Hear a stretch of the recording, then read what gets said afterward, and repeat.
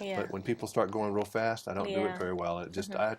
I tried it 4 different times. I finally had to change colleges that didn't require Spanish Mhm. to get out. I just, doesn't work. Yeah. It can't be that difficult, but it must be for me. All right, you're Robin Williams' teacher now. As you set out, running your class, did Robin ever misbehave? No, he was a good boy. He's a good boy in class. Did you? I mean, when he was off camera, was he pretty much? He was kind of a good boy in this movie. You Mhm. never saw the crazy Robin Williams. He No. never goes nuts in this movie. He's very contained. Yeah, he was playing a character and he did it brilliantly. And that's how he was for most of the shoot. So, but he would come out and be Robin in between takes every once in a while. I think he does that to let off steam, don't you? Yeah, that's exactly why I think he does it. Yeah. He gets everybody going. Then he kind of goes back in that shell, in that Yeah. little hole there. Yes, he just like does his stand up. Everybody's cracking up, and then it's like, okay, time to be Jack again. Hmm. But I did notice that I could tell that he was very much into what he was doing there. Yeah. So he wasn't distracting him sitting out there in the back looking at you, right? No, he blended right in with the rest of the class. How about Mr. Coppola? What type of director is he? You've worked with a lot of different guys. I mean, how is he different than anybody else?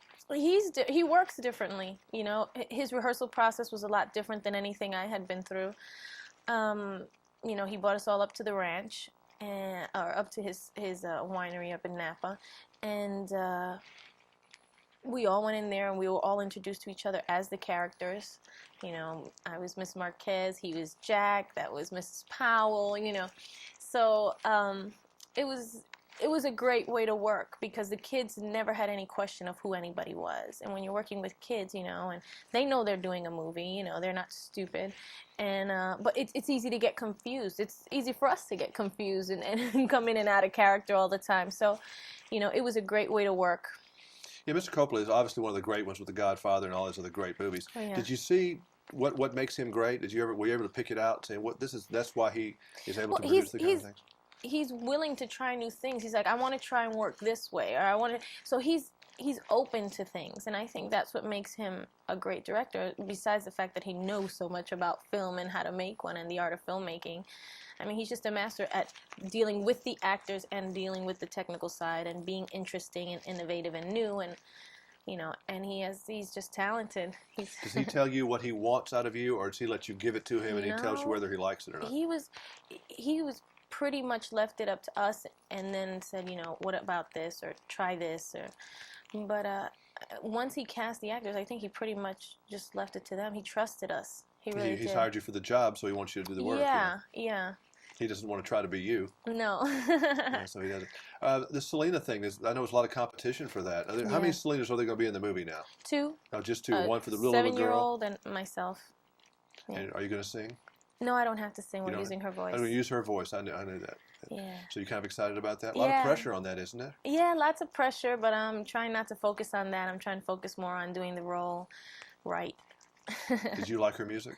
Yeah, I did like her music, and I love it more even now. I have a more of appreciation for it because I listen to it all the time now. You know what was so sad about many ways about that? She was getting ready to break off into the, not just Latin area. I mean, my little girl, in Nashville, Tennessee, wanted a Selena album for Christmas. Yeah. And she was getting ready to get really big. Yeah, she was going to do it. And it's a type of thing as I sit there and I watch all the footage and I think about it. And I can't watch too much of it at one time because I start to cry. It's just too. You say, why did this happen? This was one of those things that really was not supposed to happen, and we shouldn't be making this movie. She should just be here right now, and that was a real loss. Yeah, it's interesting to watch, because she was like on the runway to big, because she was a big star. Yeah, but I mean, she was getting ready to be whatever that next level up. But she was ready to cross over into the English market, and her album was very good, and I'm sure it is a huge hit. I'm sure if she was around, it would have been just as big. Is the movie going to dwell very much on why she was killed, or is that just really an incidental thing? No, it's more about her life rather than her death. And that's a more up version way to do that, isn't it? Yes. Because I don't understand why she was killed to this day. Do you? Nope. There's some jealousy thing or something, or maybe No, perceived jealousy? I don't think it was jealousy. I just think she was crazy. Well, that's the story.